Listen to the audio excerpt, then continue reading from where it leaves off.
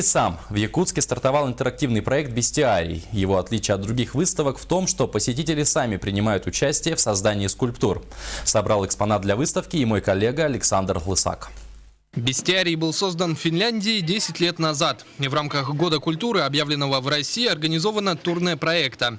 Его покажут в крупных городах страны. В частности, в Якутске уже можно стать посетителем выставки.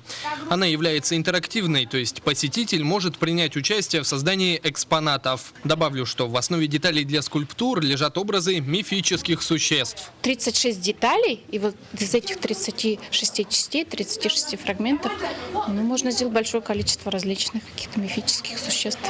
Как собрать, куда поставить? Для маленьких посетителей выставки все интересно. У каждого ребенка своя идея создания экспоната, но у всех общее мнение. Мне очень понравилось. Хороший экспонат. Хорошая, интересная, очень веселая. Мне понравились все экспонаты. Не стоит думать, что бестиарий рассчитан только на детей. Взрослые жители столицы также могут собрать экспонат для выставки, при этом испытав новые ощущения.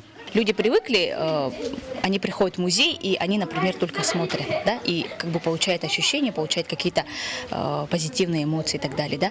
А на этой выставке, можно так сказать, можно как бы потрогать.